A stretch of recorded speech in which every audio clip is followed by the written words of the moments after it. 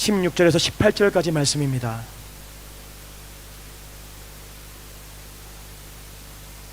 너무 잘 아는 말씀일 겁니다. 우리 오늘 처음 나오신 분들도 한 번쯤 들어봤을 법한 말씀입니다. 우리 함께 읽겠습니다. 함께 읽겠습니다. 시작. 항상 기뻐하라. 쉬지 말고 기도하라. 범사에 감사하라. 이것이 그리스도 예수 안에서 너희를 향하신 하나님의 뜻이니라. 아멘. 기도하겠습니다. 하나님,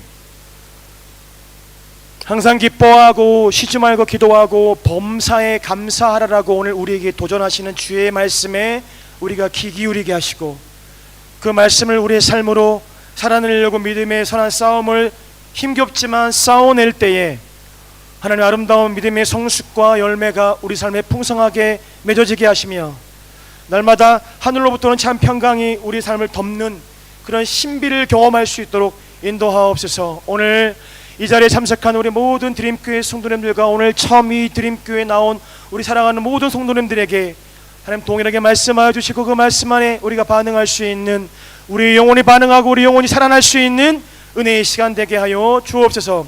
감사드리며 예수님의 이름으로 기도드렸습니다. 아멘. 할렐루야. 우리 인사하겠습니다. 범사에 감사하십시오 라고 인사하겠습니다. 네, 환영합니다.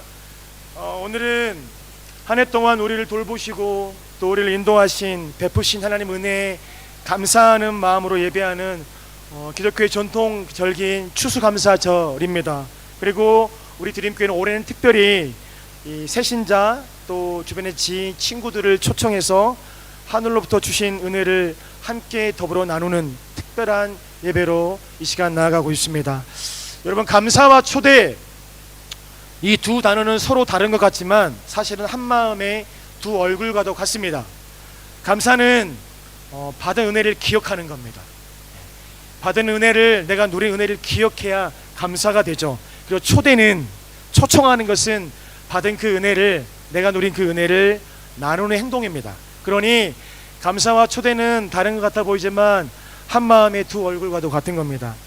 그래서 진짜 감사는 혼자서 누리고 만족하는 것으로 끝나지 않습니다. 대신 감사는 흘러가야 완성이 됩니다. 그래서 지난 한 해 동안 하나님께서 우리가 오늘 베푸신, 또 우리가 받은 그 은혜가 내 마음에만 머물러 있으면 그저 좋은 감정에 불과하지만, 내가 받은 것들, 내가 받은 사랑, 내가 받은 그 은혜를 누군가에게 흘러가면 그 사람을 위로하고 격려하고 살리고, 그리고 때로는 가정을 회복해야 하고, 때로는 인생을 바꾸는 복음이 될 수 있다는 사실입니다. 우리의 삶의 기적을 만드는 씨앗이 될 수 있는 것이죠. 오늘은 드림교회에 된 우리 사랑하는 성도님들을 통해서 그 복음이 흘러가는 날입니다. 그 복음이 흘러서 오늘 함께 오신 분들에게, 그리고 우리 이 땅에서 더불어 살고 있는 이들에게 흘려보내야 할 날입니다. 하나님께서 은혜의 삶으로 우리를 초대하셨고, 그동안 이 모양 저 모양으로 우리는 그 은혜를 풍성히 누리며 살았습니다. 그렇기에 이제 그동안 내가 누렸던 것들을 초대한 우리 지인들과 친구들과 주변의 친구들에게 흘러가게 하는 겁니다. 그래서 오늘은 특별히 강단에 놓여 있는 이 과일 곡식들도 우리 전년도까지는 우리 각 집 옆에 있는 이웃들에게 가지고 와서 나눴습니다. 오늘은 오늘 오신 우리 새가족들에게 전부 패킹해가지고 또 전달해 드리면 좋을 것 같습니다. 그래서 모두에게 나눠드리고, 우리가 누렸던 것들, 우리가 받은 것들을 작지만 함께 나누고 더불어 이렇게 기쁨을 누릴 수 있는 은혜의 시간들이 되었으면 좋겠습니다. 자, 추수감사절이 되면 우리는 보통 한 해를 돌아보면서 감사할 제목을 찾습니다. 여러분 한번 2025년을 한번 쫙 룩백 해보십시오. 얼마나 내 안에 감사할 것들이 있을까 한번 돌아보십시오. 그러나 솔직히 말하면 우리는 무엇인가 특별한 일에는 감사하지만 평범한 하루에, 당연한 일에는, 당연한 우리의 일상에는 감사하지 못할 때가 참 많습니다. 큰 기적, 큰 일, 영주권을 받았어, 감사하죠. 비자를 받았어, 감사하죠. 그러나 지난밤 우리가 무탈하게 자고 일어난 이 새 아침에는 잘 감사하지 않습니다. 평범한 건강, 그냥 지나가는 나의 하루, 숨쉬며 사는 것, 하루 세 끼 꼬박꼬박 챙겨 먹을 수 있는 것, 아무 일 없이 무탈하게 나의 하루가 지나가는 것에는 우리는 쉽게 감사를 잊어버리곤 합니다. 먹고 싶은 거 마음껏 먹는 거 얼마나 감사합니까? 가고 싶은 곳 얼마든지 갈 수 있습니다. 소리가 들리고 노래를 부릅니다. 시원한 바람을 마음껏 들이마실 수 있습니다. 웃다가 울다가 소리치다가 뛰어다니다가 공부하고 일하다가 저녁을 맞이하고 잠자리에 들고 새 아침을 맞이하는 이런 평범하고 일상적인 당연한 일에는 우리가 사실 잘 감사하지 않습니다. 그런데 여러분, 이렇게 우리가 감사를 잊고 살아가면 감사가 없는 자리에 반드시 찾아오는 것들이 있습니다. 감사가 결핍되어진 자리에 반드시 그 결핍을 메꾸는 것이 있습니다. 바로 원망과 불평입니다. 내 삶은 왜 이럴까? 내 삶은 왜 이렇게 곤고할까? 나는 왜 이렇게 다른 사람과 비교했을 때 힘겨운 삶을 살아가고 있을까? 하루하루 내게 주어진 것들에 내가 감사하지 못하면, 그 안에서 나의 일상을 감사하지 못하면 반드시 원망과 불평은 내 삶을 채우게 되어 있습니다. 그런데 이 불평은 어디서 시작되는가? 바로 모든 것을 당연하게 여김입니다. 모든 것을 당연하게 여김에서 불평과 불만이 시작되는 것이죠. 여러분, 출애굽 이후에 이스라엘 백성들 배고픔과 굶주림으로 40년 동안 광야 생활을 했습니다. 근데 광야 생활을 하는 동안 처음 하늘에서 떨어지는 빵과 고기, 만나와 메추라기, 이건 기적이었습니다. 마른 하늘에서 빵이 떨어지고 물고기가 아니 고기가 떨어지는 겁니다. 감격하고 행복했습니다. 이야, 하나님 살아계신가 보다. 너무너무 좋았습니다. 그런데 하루, 이틀, 3일, 일주일 지나고 이 말도 안 되는 기적이 매일같이 반복이 됩니다. 그리고 당연한 나의 일상이 되기 시작하자 불평하기 시작하죠. 언제까지 이걸 먹어야 되지? 언제까지 이 맛대가리 없는 것을 먹어야 되지? 언제까지 이 만나, 빵, 메추라기, 고기, 이거 언제까지 먹어야 되지? 이렇게 불평하기 시작합니다. 그리고 이렇게 불평하기 시작하면서부터 그때부터 그들 안에 불행이 찾아오기 시작합니다. 여러분, 파리의 낭만은 3일이면 족하다는 말이 있습니다. 파리에서 처음 3일은, 혹시 파리 가보신 분 계신가요? 오, 홍 집사님 의외인데요. 아, 좋습니다. 그러면 뭐 로맨스는 없었겠군요. 처음 3일은 패션, 문화, 음식, 예술, 낭만으로 가득한 아름다운 도시입니다. 그런데 3일이 가고 그 낭만과 아름다움이 익숙해지고 나면 파리나 타오랑가나 거기서 매한가지라는 겁니다. 거기서 거기라는 거예요. 여기서 하루나 거기서 하루나 똑같은 일상이라는 겁니다. 그러나 여러분, 나무 하나하나가 모여 울창한 숲이 되듯이 조각조각의 평범한 나의 일상이 모여서 우리의 일생이 됩니다. 그리고 우리의 그 일생과 인생은 큰 사건 몇 가지와 수없이 많은 지극히 평범한, 정말 평범하기 그지없는 그 일상으로 이루어집니다. 그러기에 종종 우리 삶 속에서 일어나는 기적과 같은 그 일들도 너무너무 중요하지만 우리의 평범하기 그지없는 그 일상이 더 중요하다는 사실입니다. 왜냐하면 매일매일의 평범한 일상에 의미를 부여하고 그 안에서 느끼는 행복과 작은 승리들이 쌓여서 인생의 큰 행복과 성공을 이루어가기 때문입니다. 그리고 그 평범한 일상을 신비요 기적으로 만드는 것이 바로 감사라는 사실을 믿으시길 바랍니다. 그래서 오늘 본문은 말합니다. 함께 읽어보겠습니다. 함께 읽겠습니다. 시작. 항상 기뻐하라. 쉬지 말고 기도하라. 범사에 감사하라. 자, 중요합니다. 항상 기뻐하라, 쉬지 말고 기도하라는 그냥 넘겨두시고요. 범사에, 뒤로 가주세요. 범사에 감사하라. Give thanks in all circumstances. Give thanks, 감사하라. 이 모든 상황 속에서. 여기서 감사는 예외가 없는 감사입니다. 특별한 일, 특별한 시간에서만 감사하는 것이 아니라 평범하고 당연한 일상, 우리들의 하루의 대부분을 차지하는 그 평범한 일상까지도 감사의 대상이라는 거예요. 누구나 할 것 없이 여러분, 씨름하고 있는 큰 문제를 해결해 주시면 당연히 감사가 나오죠. 감사해야지 않아도 thank you Lord 라고 얘기합니다. 그러나 하나님은 이렇게 말씀하는 거예요. 너의 아주 작은 하루도 감사했으면 좋겠어. 평범한 너의 그 하루도, 네가 숨쉬는 시간, 너의 단조로운 그 밥 한 끼도, 네 아이의 웃음소리도, 너의 평범한 출근길도, 등굣길도, 심지어 네가 겪고 있는 고통과 고난까지도 그 모든 것이 감사할 것들이야 라고 얘기하는 거예요. 범사에 감사하라. Give thanks in all circumstances. 모든 상황이에요. 특별한 일만이 아닙니다. 영주권 받았을 때, 비자 받았을 때, 여러 가지 삶의 문제가 해결됐을 때 감사해가 아니라 모든 상황이에요. 모든 상황.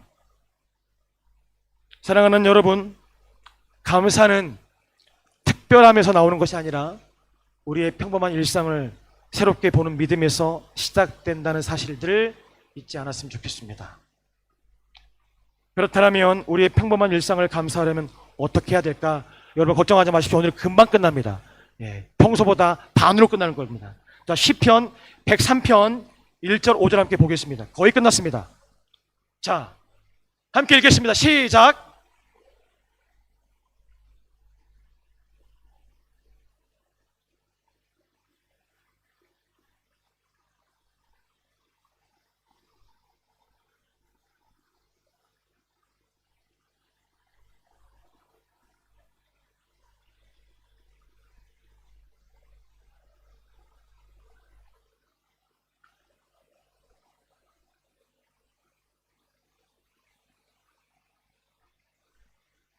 할렐루야.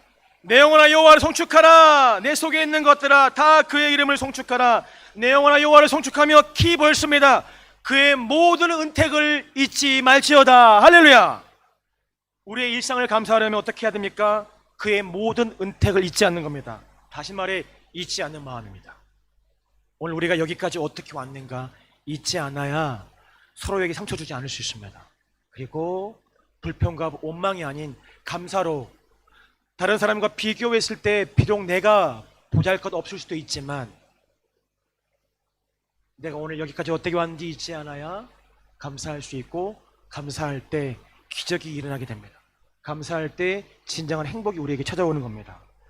잊지 않는 마음 기억하십시오. 하나님께서 허락하신 것들, 하나님께로부터 내게 흘러온 것들, 하나님이 해결해 주신 것들, 또 하나님이 베푸신 은혜를 잊지 않는 겁니다. 왜냐하면 감사는 기억하는 것에서부터 시작하기 때문입니다.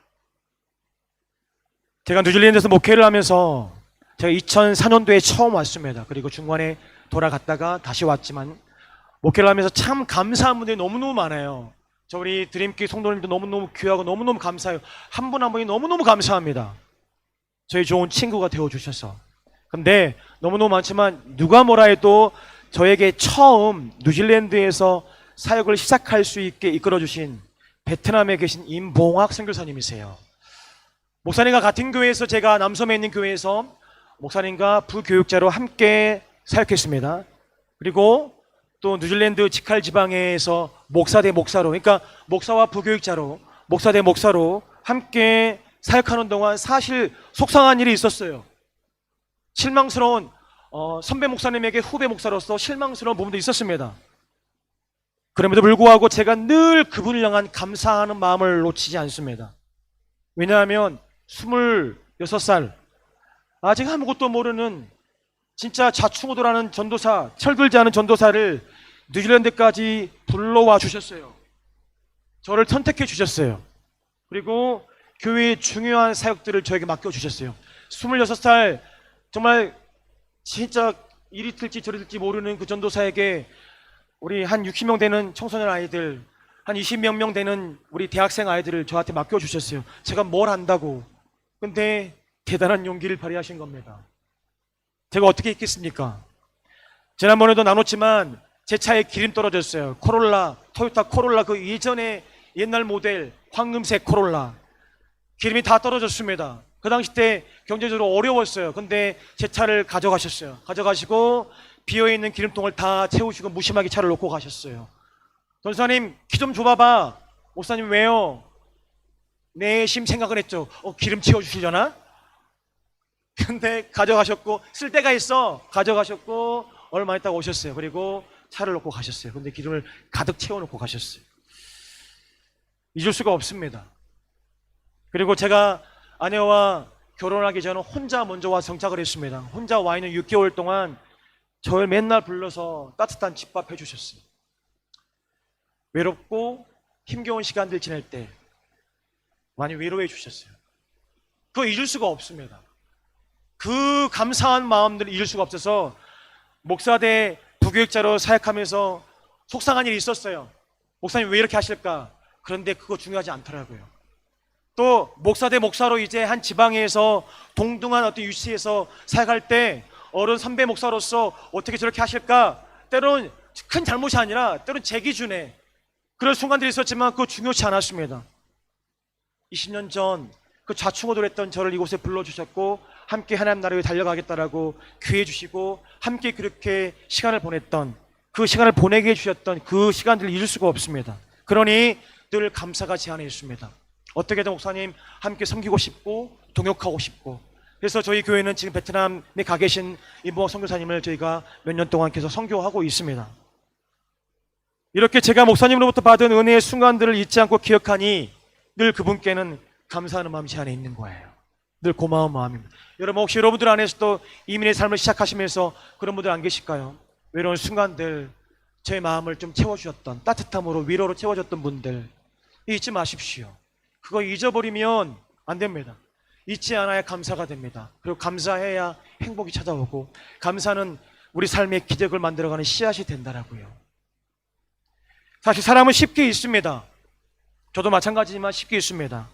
아마 그것보다 더 감동적인 이야기들이 분명하게 있을 것 같아요. 20년 넘는 그 목회의 시간들 동안. 근데 그것만 유독 남아있는 건 잘 모르겠습니다. 여하튼 간에 참 많은 세월의 이 과정 속에서 하나님 주신 감동의 시간들이 있지만 많은 것들을 잊어버렸습니다.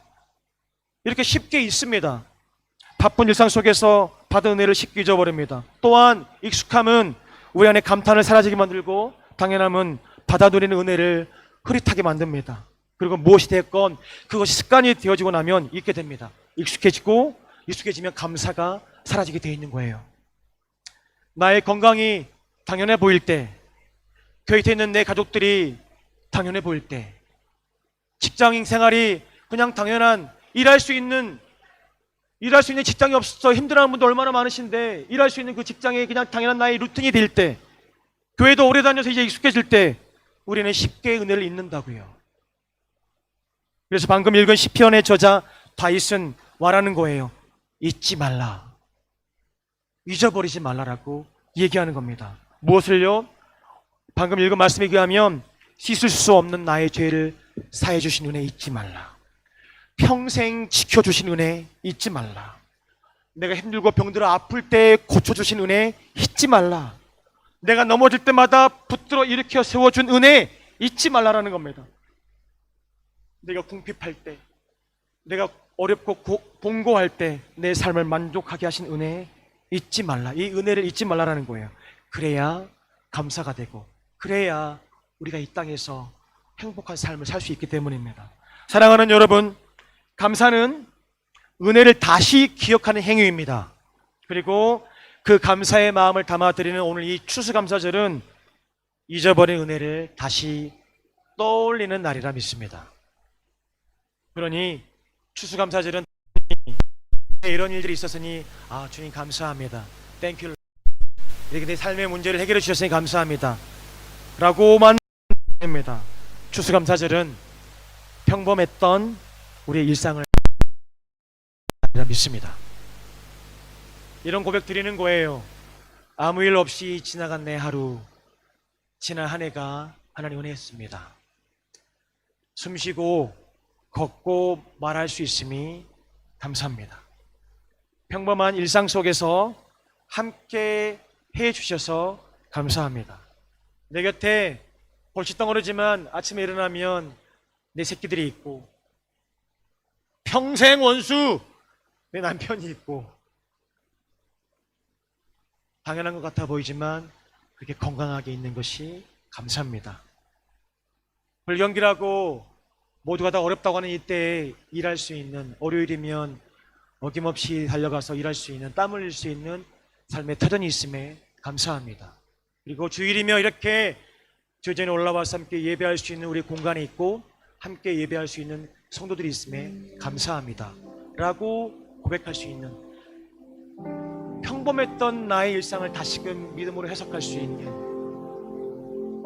오늘 이 시간이 됐으면 좋겠습니다. 그리고 우리 드림교회 성도님들 뿐만 아니라 오늘 이 자리에 드림교회 처음 나오신 모든 분들도 평범했던 나의 일상을 다시 한번 되돌아보고, 아 그래, 누군가의 배려가 있었기에, 누군가의 희생이 있었고, 누군가의 나를 향한 아낌없는 베품이 있었고 나눔이 있었기에 내가 오늘 이역만리 떨어진 여기까지 와서 이렇게 내가 살고 있는 거지 라고 다시 한번 그 기억들을 되살려볼 수 있는 시간들이 되길 소망하고 나아갈 수 있다면, 하나님이란 분이 창세전부터 나를 알고 나를 향한 계획을 갖고 계셨어, 이렇게 때를 따라 돕는 은혜 베푸셔서 이렇게 살게 하시는 거구나 라고 하는 믿음의 눈이 열려질 수 있게 되는 역사가 이 예배 가운데 있었으면 좋겠습니다.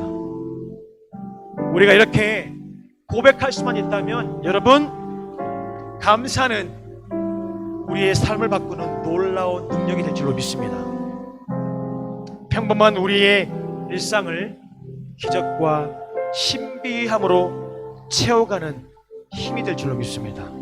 오늘 하늘로부터 오는 이 신비와 기적이 이 자리에 참석한 모든 분들 가운데 임하시고 풍성히 누리는 은혜가 있게 되기를 주의 이름으로 축원드립니다. 기도하겠습니다.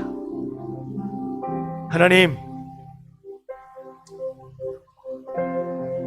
한 해 베푸시고 채우셨고 돌보셨던 그 은혜에 감사하는 감사의 계절에 우리를 초대해 주셔서 감사합니다. 우리가 받은 은혜를 기억하게 하시고 오늘 그 은혜를 이 모양 저 모양으로 함께 더불어 내 이웃과 우리 지체들과 함께 나누는 시간 되게 하옵소서. 오늘 새롭게 우리 드림교회 처음으로 오신 모든 분들이 하나님의 이 거룩한 초대에 응답하는 귀한 분들 되게 하시고 각자의 삶에 새로운 삶의 시작들이 시작되어지는 은혜가 있게 하옵소서. 평범했던 나의 일상을 다시 한번 룩백하고 정말 감사할 것이 너무너무 많다라고 고백하고, 그래서 내 삶을 채웠던 수많은 내 기억 저편에 어딘가에 있는 그분들을 떠올리고 감사하는 시간을 되고, 더 나아가 우리의 인생을 주관하시는, 그래서 때를 따라서 돕는 은혜를 부으시고 늦은 비와 잊은 비를 적절하게 부어가시면서 씨 뿌리고 가지가 나고 열매 맺게 하시며 삶의 풍성함을 누리게 하신 하나님께 대한 감사의 고백까지 더불어 고백되는 은혜가 있게 하여 주옵소서. 감사드리며 예수님의 이름으로 기도드렸습니다. 아멘. 우리 앞뒤 옆